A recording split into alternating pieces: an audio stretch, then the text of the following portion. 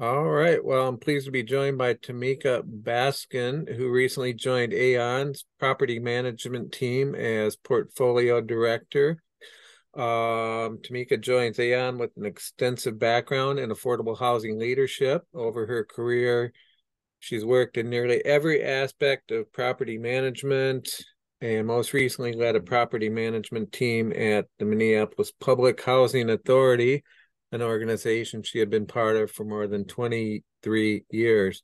So, Tamika, first of all, thank Yeah, you for joining us. How you doing thank you today? for the invitation. I am doing great. How about yourself? Doing well, doing well.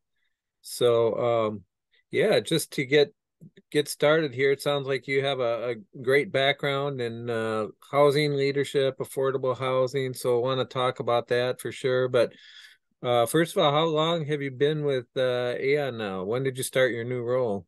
Well, I started at Aeon July 31st. So this Okay. is in my third week Hmm. at Aeon, and it has been a wonderful experience so far. Everyone has been extremely helpful, been great, very supportive team. So I'm excited for what lies ahead here at Aeon for me. Great. And so as portfolio manager for the property management team, can you talk a little bit about that and what your primary duties are?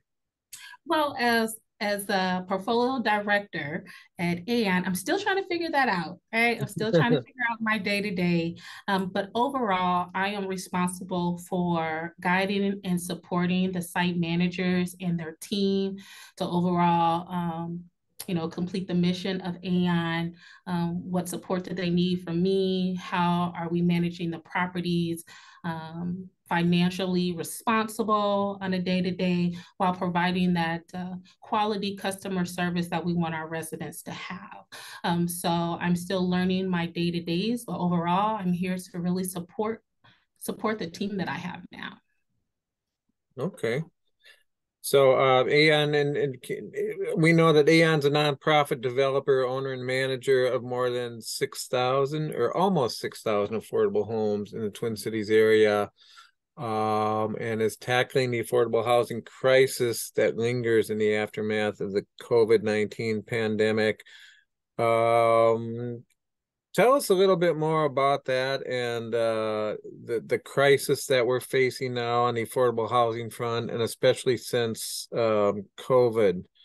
Um, what are the challenges we're facing there today? It's always an issue, right? Yeah. Affordable housing is always an issue. What can you put that in perspective for us? Yeah. So how, from my perspective, the the COVID experience that we've all had, um, as far as the affordable housing piece, it really has created challenges on both ends for both residents and the landlord. So we had a stop of payments of rent. And right now is the challenge of getting residents back to paying, getting them up to speed, finding out what we could do, everything we can do. So that they could keep their home, that they could, get current on their rent, right?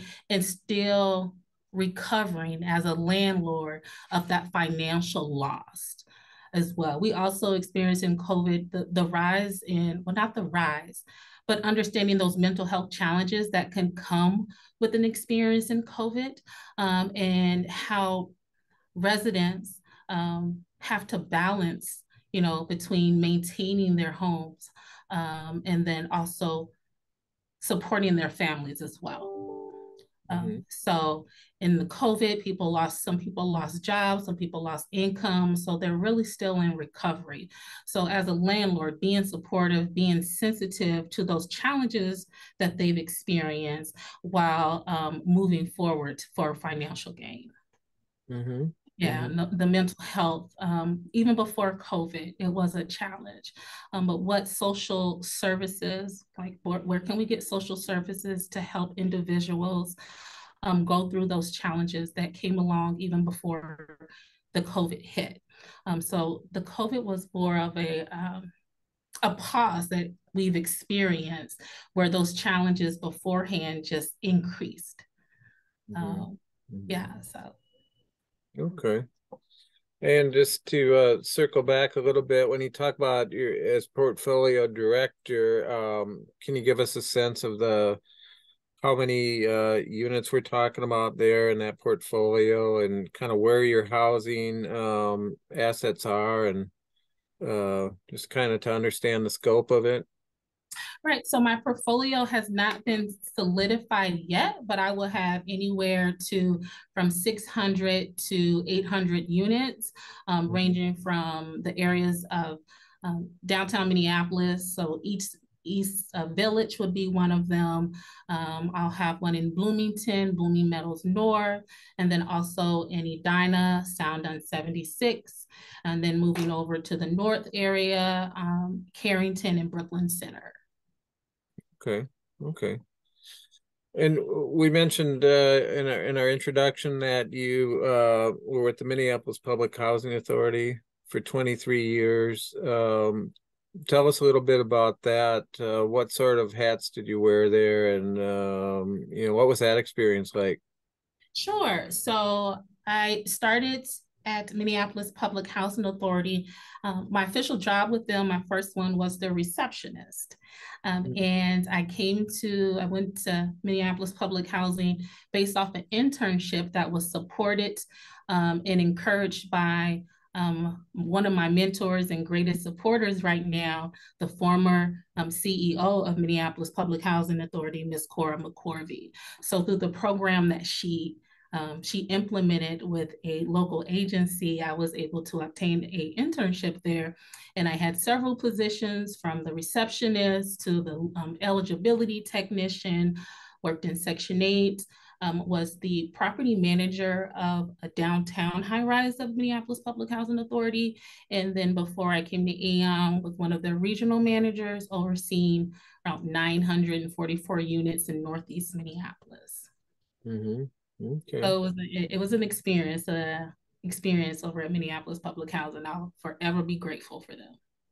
Yeah. Yeah. What attracted you to the opportunity at Aeon?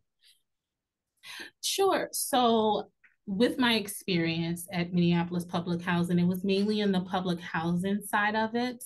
Mm-hmm. And then over the years, I just grew a passion for affordable housing and understanding the necessity of it. And then also my personal experience and the experience of my family, I had a great passion for it. So I believe to truly understand it and truly advocate for it how I desire, I wanted to get ask different areas of affordable housing, understanding different pieces of it. So I saw this position and I thought it would be a great opportunity to expand my experience and my knowledge in the affordable housing field and truly be an advocate for my community and the communities that we contribute to.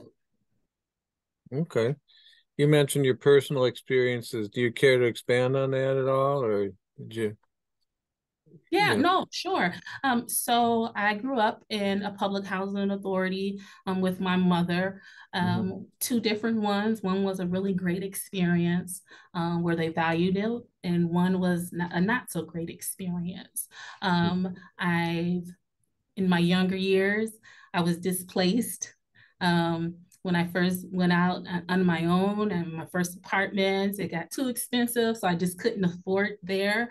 But I was working hard, doing two jobs, so I understand the challenges that come with, trying to trying to maintain your housing and also try to do the other things that come with growing and becoming an adult and the challenges that come with it. So, um, over the years, it just became a passion of mine and an experience that I greatly enjoyed. Yeah. Wow. So you come at it from a standpoint of personal experience as a youth, as an adult, and it's really a struggle, isn't it, when even people with sometimes two, three jobs still struggle to find a place that they can afford. And so, sounds Yeah. like you walked that walk, as a lot of us have. Yes, absolutely. It's not a matter of people not trying. It's that opportunity that suits them, that works best. And so, how can we provide those opportunities, that quality home that everyone deserves, that affordability that everyone deserves, or someone can still afford to have their home, a quality home, and feed their family and take a family vacation, right? We all deserve those life experiences. Mm-hmm. So I believe that my professional and my personal experience um, is really helping me navigate through these challenges that our communities experience. Like, what can I contribute to the community? I understand, you know, I've been there. And then as a professional, how can I support the communities that we're serving? And then it helps me look at it through a different lens as well. Absolutely. Yeah. So we've alluded to the fact that affordable housing has long been a challenge in the metro area and beyond. Would you say it's gotten worse since the time you started out in this business 20 plus years ago, or what's the biggest change since then? Well, I would personally say that it has gotten worse. Um, it appears that the disparity between the cost of housing and the income of families has vastly changed and increased. So that is definitely a challenge. I also mentioned about the mental health aspect of it, where those challenges, where, you know, those persons with mental health challenges uh, need that quality home, deserve that quality home. But how do we provide them that home and then ensure that they have the sources in place to have short-term and long-term success, Mm-hmm. and not navigate back to homelessness because they're not successful because they don't have that support. Yeah, I think that's a great point because you can't just throw someone in a apartment that maybe they can afford, but they don't have those services there. And Yes, they have the services there are a lot of different levels to it, right? yes, absolutely. So I mentioned that short term and the long term is equally important. So the short term, taking them, bringing them into the home, but also ensuring that they have services at that moment so they don't experience what could be like trauma of being in a different location. Like, is it in a different area than they're used to? Have they experienced some financial challenges? Do they know how to, you know, balance a budget, etc.? Those short terms, and then the long terms, when things come up and they're not sure how to navigate through that, do they have the support in place for long term as well? Mm-hmm. Mm-hmm. So tell us a little bit more about yourself. Did you grow up here in the Twin Cities? Did you go to school here? Sure. So my father worked at Honeywell. He started when I was 5 years old. So for a period of time, I would come visit him for like summers and holidays, and eventually moved here in 1990, maybe with him. And Mhm. I've been here since. So I was born in Los Angeles, but I just say Minneapolis is home. Minnesota is home. This is what I'm used to. Even in the winter, when I'm like, why am I here? I'm not going anywhere. This is Minnesota is home to me. And I received my bachelor's and master's degree through Metropolitan State. Yeah, I truly enjoy Minnesota. Okay. How long were you in Los Angeles before you moved to the Twin Cities? Oh, I was in Los Angeles, I would say maybe 3, 4 years. Okay. We lived in Des Moines, Iowa for a short period of time, Mhm. went back to Los Angeles. So again, my personal experience navigating for affordability and housing, I've experienced at young ages, and then as a young adult. So those are some of the challenges that come with not having stable housing, is that you're migrating from place to place. So when I had the opportunity to make Minnesota my home and stability, you know, I made sure I stuck with it. So Yeah. have you worked in all kinds of different aspects of affordable housing from like I guess what is your focus there? Are you looking at I know Aeon does develops new housing, new homes. there's some natural occurring affordable housing as well. Is that kind of the types of housing that you'll be involved in, just kind of across the spectrum, or? Yes, it will be across the spectrum. And that is one of the things that attracted me to Aeon, that I would have an opportunity to learn outside the public housing realm. So I have a property that's NOAA, I have a property that's mixed development with tax credits, I have a private market property. So I'll be able to receive all that experience in those different areas. And again, truly be an advocate for affordable housing across the realm. Mm-hmm. Okay, great. Well, did you've been generous with your time, Tamika, and I don't want to take up too much of your time, but is there any other, do you have any other thoughts before I let you go? No other thoughts. I'm just really excited to be at Aeon.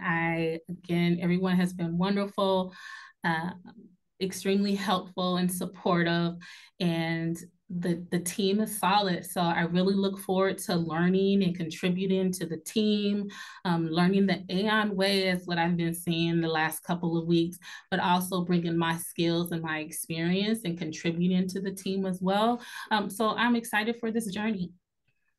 All right. Well, they're lucky to have you, and I appreciate your time, Tamika. Good luck with your new job. Thank you so much. I appreciate you. Have a good Thank day. you. You too.